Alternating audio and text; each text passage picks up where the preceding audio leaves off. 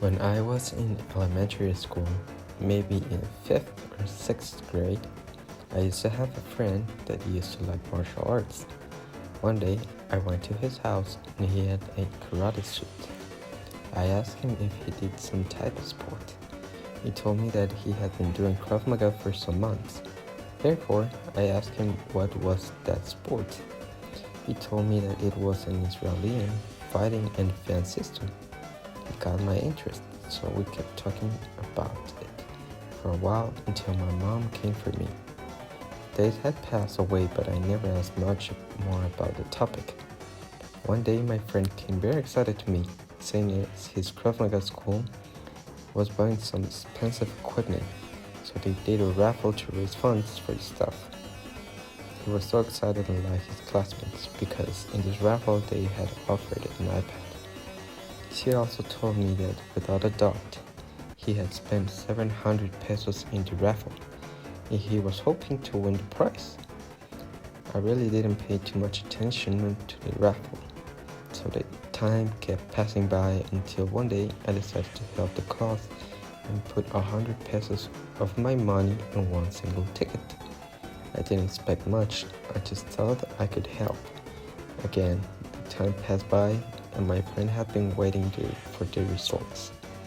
The only thing I was waiting for was the sweet Mortal Kombat X.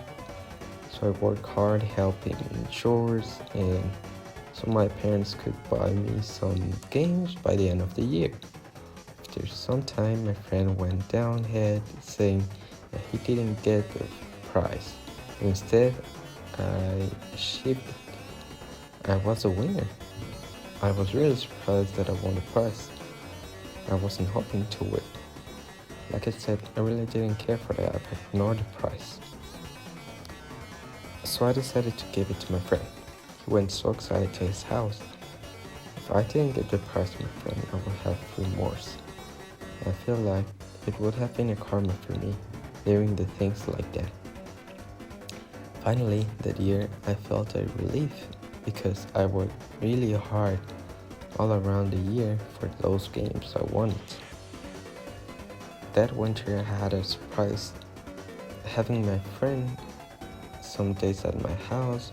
We both enjoyed the effort by playing the games I worked for.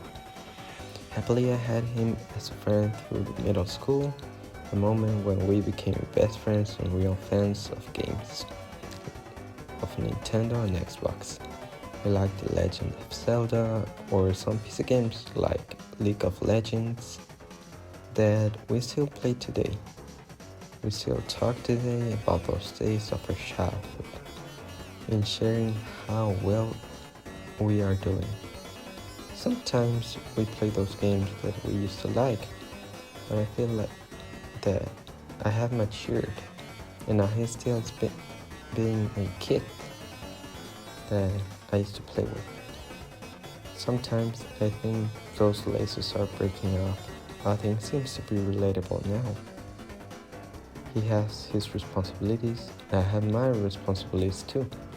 I don't know where this friendship is going. I hope that he rethinks about the path that's next for him and taking interest in the real world things. He will continue being my best friend, but maybe by now I should leave him to decide what he wants to do with his life. A word on pleasant journey. On a really hot day of summer, me and my family had gone on a vacation trip, where we will be traveling from Baja California to a hotel we had booked in Baja California Sur. While on the road, the car began to bump with potholes, due to the poor condition of the road. This, with the combination of the temperature, had made us tired, so we decided to take a small break on a place where salt is produced. We stopped at this place by mere coincidence, so we had no intention to visit it. While I was stretching and taking some fresh air, my family started to drink water.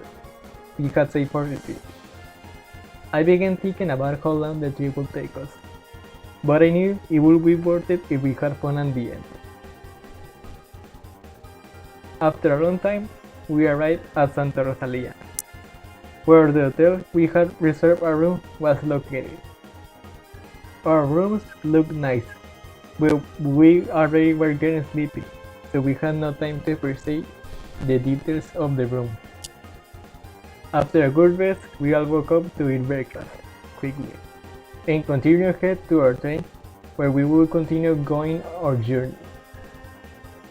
When we arrived to the train station, we were curious how the train ride would feel, since all of us had never been on a train before this. So when we finally felt the train moving, and we saw how fast it was going, that made us a bit nervous, but thankfully nothing happened besides the chills. The train took us to Cabo San Lucas, where we had decided to continue traveling by car. For a while, there was no trouble, and we were discussing what we would be doing when we finally arrived at our destination. Since it was a long time since our previous vacation, we were all really excited to begin enjoying the rest from our usual world. Especially my brother, who wanted to see his at the time girlfriend. He said to us how he was going to visit really interesting restaurants and other places. We continued talking about activities, but then the car began to have trouble. This occurred halfway through our destination, so we made an emergency stop. We began looking at the car and what might have caused this problem.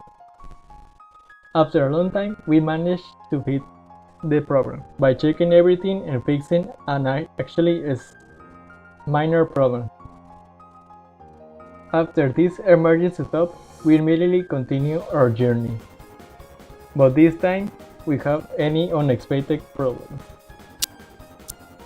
The day we finally had the time to visit the precious Cabo San Lucas, as soon as we woke up, we made sure to take advantage as much as possible of our time, visiting magnificent places like Puerto Peñasco, De Álamos, Caburca, etc.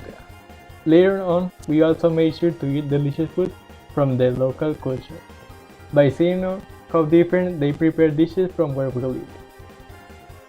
The hotel we stayed at was pleasant, with a great mini restaurant where we had eaten a delicious breakfast. But what I remember the most of it was how comfortable the bed was, which made me have a really good night rest. Even my entire family agreed that the mattress was being really good for the price. While the journey through the car may have some people see it as unpleasant, in conclusion I find it necessary, since it sets contrast for pleasant experiences. There is no happiness, joy, pleasure, etc. when you don't know sadness, discomfort, or pain.